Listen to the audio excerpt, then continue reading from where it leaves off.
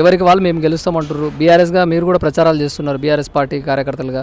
Congress party వాళ్ళు తిరుగుతున్నారు, మేము గెలుస్తామని వాళ్ళు అంటున్నారు. బీజేపీ వాళ్ళు మేము గెలుస్తామంటున్నారు. ఇండిపెండెంట్గా ఇచ్చినటువంటి అభ్యర్థులు కూడా వాళ్ళు మేము గెలుస్తామంటారు. చివరికి ప్రజలు ఎవరు ఆదరిస్తారు, ఎవరికి విజయకేతనం, ఎవరికి పట్టగట్టబోతున్నారు అంటే ఏం చెప్తారు? ముఖ్యంగా ఈరోజు జూబ్లీహిల్స్ ప్రజలు డిసైడ్ అయిపోయినారు.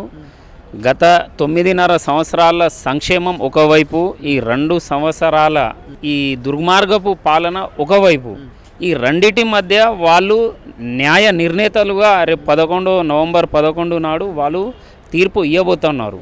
ఈ యొక్క తీర్పుతోటి రేవంత్ రెడ్డి అదైతే ఆయన గద్దెనెక్కి ఏదైతే నేనే నియంత అని పరిపాలన చేయాలనుకుంటున్నాడో ఆ నియంతత్వం అనేది దిగిపోతుంది. ఇది జూబ్లీహిల్స్ ప్రజలకు దక్కిన చాలా సువర్ణమైన అవకాశం. జూబ్లీహిల్స్ ప్రజలు దీన్ని ఖచ్చితంగా వాడుకుంటున్నారు. కాంగ్రెస్ పార్టీ వాళ్ళు 6 గ్యారెంటీలు ఇస్తున్నాం, ప్రజలంతా మమ్మల్ని ఆశీర్వదిస్తారంటారుగా. ఇప్పుడు కాంగ్రెస్ వాళ్ళ పరిస్థితి, రేవంత్ రెడ్డి పరిస్థితి ఎట్లుందంటే ముఖం బాలేక అద్దం పలగొట్టుకున్నట్టుగా సేమ్ అదే పరిస్థితి ఉన్నది. వాళ్ళ ముఖం బాలేదా? ఇప్పుడు కాంగ్రెస్లో వాళ్ళ ఇదేంటంటే సంక్షేమ పథకాలు బాలేవు.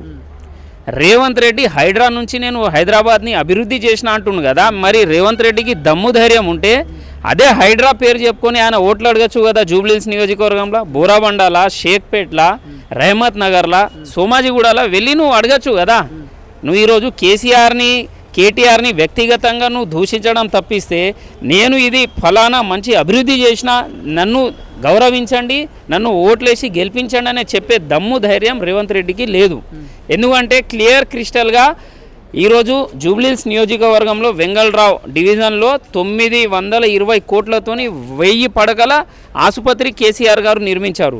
ఈరోజు రేవంత్ రెడ్డి ఏదైతే ఆయన నిలబడి స్ట్రీట్ లైట్ కింద మాట్లాడుతుండో ఆ స్ట్రీట్ లైట్ పెట్టించిందే మున్సిపల్ మంత్రి కేటీఆర్ సన్నాసేదవా నీకు తెలియదు.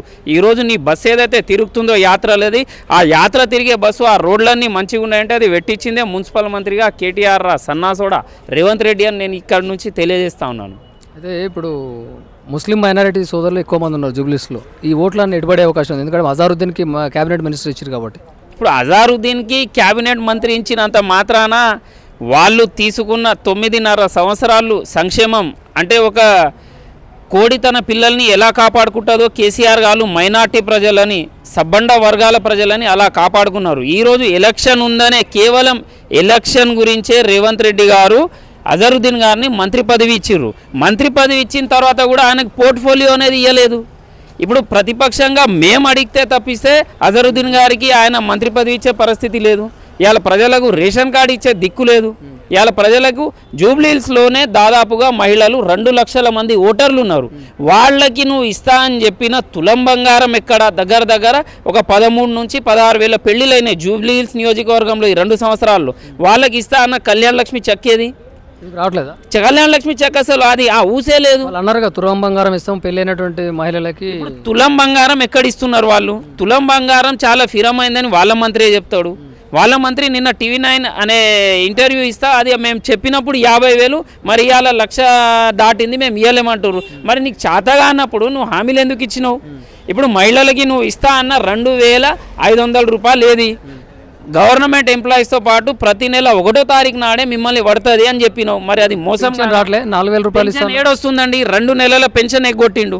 ఇవాళ వికలాంగులు పాపం వాళ్ళ పరిస్థితి చెప్పుకోలేని పరిస్థితి. ఇవాళ వాళ్ళకి నువ్వు 4,000 రూపాయలు కూడా పెన్షన్ చక్కగా ఇవ్వకపోతే మరి ఎట్లా? నేను ఏం చూసి నీ మొహానికి ఓట్లు వేయాలి రేవంత్ రెడ్డి? రాహుల్ గాంధీ ఏమో అటు చెప్తా ఉంటాడు, మొహబ్బత్కి దుకాన్ హై అని చెప్తా ఉంటాడు. ఈయనేమో హైడ్రా బుల్డోజర్లు తీసుకొచ్చి ఇళ్ళని కూలగొడతాడు పేద ప్రజలది. ఇప్పుడు పొంగులోటి శ్రీనివాస్ రెడ్డికి ఒక న్యాయం, వాళ్ళన్న తిరుపతి రెడ్డికి ఒక న్యాయం, మహేందర్ రెడ్డికి ఒక న్యాయం, పేద ప్రజలకు ఒక న్యాయమా? వాళ్ళ తాన కోర్ట్ ఆర్డర్స్ లేకున్నా కానీ వాళ్ళకేమో బుల్డోజర్ వాళ్ళ ఇంటి దిక్కు పోదు. పేద ప్రజలు వాళ్ళు కోర్టుకి అడ్వకేట్లను పెట్టి అక్రమంగా కట్టుకున్నారు కాబట్టి కూల్చేస్తున్నాము, మేము చెరువులు కాపాడుతున్నాం అని అంటారు వాళ్ళు. ఇప్పుడు తిరుపతి రెడ్డి కట్టుకున్నది అక్రమంగా కాదా అండి? ఇప్పుడు తిరుపతి రెడ్డి అయితే చెరువుని ఆనుకునే కట్టుకున్నాడు కదా. పట్నం మహేందర్ రెడ్డిది ఏందండి? ఆయన అయితే బాజాప్తా ఉంది కదా. మరి వాటి జోలికి ఎందుకో పోరు? ఈ రేవంత్ రెడ్డికి అంత చేతగానైతే కేవలం పేద ప్రజలని హింసించాలి, పేద ప్రజలని సంకదినాలి. ఇప్పుడు ఇవాళ జూబ్లీహిల్స్లో చూడండి మీరు, ఆయన డైరెక్ట్గా వార్నింగ్ ఇస్తున్నాడు, బీఆర్ఎస్ పార్టీకి ఓటేస్తే సన్న బియ్యం రాదు. అరే సన్నాసోడా, ఇంకా 3 సంవత్సరాలు నువ్వు ముఖ్యమంత్రివి రయ్యా. నీకు అది విషయం కూడా తెలియదు, ఆ ఇంకిత జ్ఞానం కూడా నీకు లేకపోతే అది నీ కర్మ. తెలంగాణ ప్రజలు చేసుకున్న పాపం అవుతుంది. ఇంకా 3 సంవత్సరాలు నువ్వే ముఖ్యమంత్రివి, నేను డెవలప్ చేస్తా, ఓటు వేయకపోని ఇంకా 3 సంవత్సరాలు నేనే ముఖ్యమంత్రి అనేది ఆయన మర్చిపోయి మాట్లాడితే ఇక ఆయన మతిసింహానికే వదిలేస్తున్నాం ఆ విషయం. సీఎం రేవంత్ రెడ్డి ఒక మీటింగ్లో మాట్లాడిన మాటలు ఏంటంటే, కాంగ్రెస్ పార్టీ కనుక జూబ్లీహిల్స్లో ఓడిపోయినట్లయితే అక్కడ ఉన్నటువంటి సంక్షేమ పథకాలు ఆపేస్తాను తెలంగాణ రాష్ట్ర వ్యాప్తంగా అని కూడా చెప్పడం జరిగింది. ఇది ఎలా అలా చెప్పడం ఎంతవరకు కరెక్ట్ అంటారు? ఇప్పుడు అది రేవంత్ రెడ్డికి అసలు పరిపాలన చేయడం చేత కాదు. ఆయనకు తెలిసింది ఒక్కటే, ఇక్కడ బ్యాగులు నింపాలి, ఢిల్లీ రాహుల్ గాంధీకి బ్యాగులు పంపాలి, దాని మీదనే ఎంతసేపు ఆయన దృష్టి ఉంటుంది తప్పిస్తే జూబ్లీహిల్స్ నియోజకవర్గంలో ఉన్న పేద ప్రజలకు ఇందిరమ్మ ఇల్లు ఒక్కటి కట్టించిండా అండి? 2 సంవత్సరాలు అవుతుంది ఈయన గద్దెనెక్కి. ఏ ఒక్కరికి ఒక 10 మందికి ఈయన ప్రభుత్వం ద్వారా వెళ్ళిన సంక్షేమ పథకాలు ఏమైనా ఉన్నాయా జూబ్లీహిల్స్ నియోజకవర్గ ప్రజలకి? ఏం లేవండి. ఈయన కాంగ్రెస్ పార్టీ కార్యకర్తలు ఇవాళ తిరుగుతూ ఉంటే గల్లీలలో ప్రజలు చీదరించుకుంటున్నారు.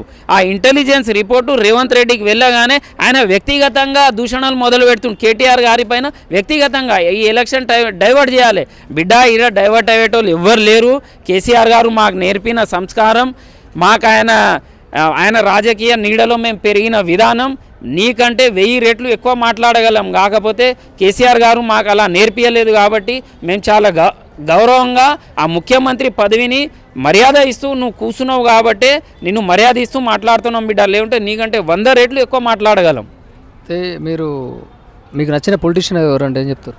ఇప్పుడు నాకు బాజాబ్తా నచ్చిన పొలిటీషియన్ ఎవరంటే అండి, ఒక ఉద్యమ పార్టీ పెట్టి అసలు ఈ పార్టీ ఉంటుందో ఊడుతుందో అనే అపనమ్మకం నుంచి అంటే చీకటి నుంచి ఒక వెలుతురు తెలంగాణ మొత్తాన్ని అసలు ఎవరు నమ్మలేదు, హేళన చేసిర్రు.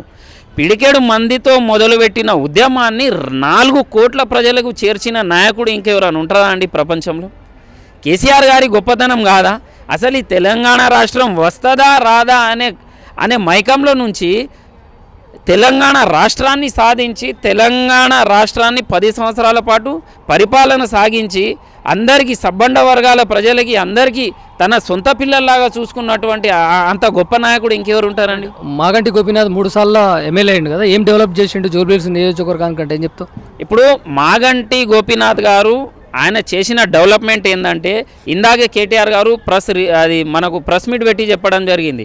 5300 పైచిలుకు కోట్ల రూపాయలతోనే అభివృద్ధి పనులు అనేవి జరిగినాయి. ఇవాళ షేక్పేట్ ఫ్లైఓవర్ చూస్తే అర్థమవుతుందండి ఆ ప్రజలు పడ్డ బాధ. ఈరోజు ఆ షేక్పేట్ ప్రజల్ని అడిగితే తెలుస్తుంది. ఇప్పుడు ఈ ప్రతి ఒక్క జూబ్లీహిల్స్ నియోజకవర్గంలో ప్రతి ఒక్క గల్లీకి పోతే అక్కడ సంక్షేమం అభివృద్ధికి సంబంధించిన శిలాఫలకాలు ఉంటాయండి. మాగంటి గోపీనాథ్ పేరుతోని ఆయన ప్రారంభించిన శిలాఫలకాలు ఉంటాయి, అవి చూసుకోవచ్చు. కాంగ్రెస్ నాయకులు ఇవాళ గల్లీలో తిరుగుతున్నారు కదా, వాళ్ళకి కనిపిస్తలేవా? అభివృద్ధి చేసింది చేయండి వాళ్ళకి కనిపిస్తుంది కదా. ఇప్పుడు అభివృద్ధి కేసీఆర్ గారు చేసింది ప్రజలకు నచ్చింది కాబట్టి మాగంటి గోపీనాథ్ గారికి 3 సార్లు అవకాశం ఇచ్చారు. ఇప్పుడు ఈ 4వసారి మాగంటి సునీతమ్మ అవకాశం ఇవ్వబోతున్నారు జూబ్లీహిల్స్ ప్రజలు. ఇది జీర్ణించుకోలేక రేవంత్ రెడ్డి వ్యక్తిగతంగా దూషణలు మొదలుపెట్టడం జరిగింది. ఆయన మొత్తం డైవర్ట్ పాలిటిక్స్ చేయాలని చూస్తున్నాడు. అలా మేము డైవర్ట్ గానికే సిద్ధంగా లేం బిడ్డ, నిన్ను ప్రజాక్షేత్రంలోనే తెలుసుకుంటాం, నిన్ను జూబ్లీహిల్స్లోనే నీ బట్టలిప్పి నిలదీస్తాం. ఎవరు గెలుస్తారు అనుకుంటారు? ఖచ్చితంగా బీఆర్ఎస్ పార్టీ గెలవబోతుంది. ఎంత మెజారిటీ ఎక్స్పెక్ట్ చేస్తారు? ఖచ్చితంగా 40,000 పైచిలకు మెజార్టీ మాకు రాబోతా ఉన్నది. గత నెలల 2 సర్వే రిపోర్ట్లు చెప్పినాయి బీఆర్ఎస్ పార్టీ గెలుస్తుందని. ఇప్పుడు రేవంత్ రెడ్డి మాటలు చూస్తే అమ్మ ఈయన ముఖ్యమంత్రి, ఈయనకు ఓట్లేసి ఈయన బూతులు వినడం కంటే ఖచ్చితంగా బీఆర్ఎస్ పార్టీని వేసి వీళ్ళని గెలిపిస్తేనే బాగుంటుందని ఇవాళ ప్రజలందరూ ఏకతాటికి వచ్చేసినారు. ఇవాళ జూబ్లీహిల్స్లో మహిళలు 2 లక్షల పైచిలుకున్నారు. ఇవాళ మహిళా లోకం మొత్తం సునీతమ్మనే ఓట్లేయాలని చెప్పేసి డిసైడ్ అయిపోయారు. ఇవాళ సర్వే సంస్థలు కూడా అవే చెప్తా ఉన్నాయి. ఎవరు గెలుస్తారంటారు? ఇంత ఖచ్చితంగా మాగంటి సునీతమ్మ గారు 11వ తారీఖు నాడు అత్యధికంగా జూబ్లీహిల్స్ ప్రజలు ఓట్లేస్తే 14వ తారీఖు నాడు రిజల్ట్ వస్తుంది. అప్పుడు సంబరాల్లో మనం అందరం కలుసుకుందాం. ఖచ్చితంగా మాగంటి సునీతమ్మ గారు గెలవబోతా ఉన్నారు.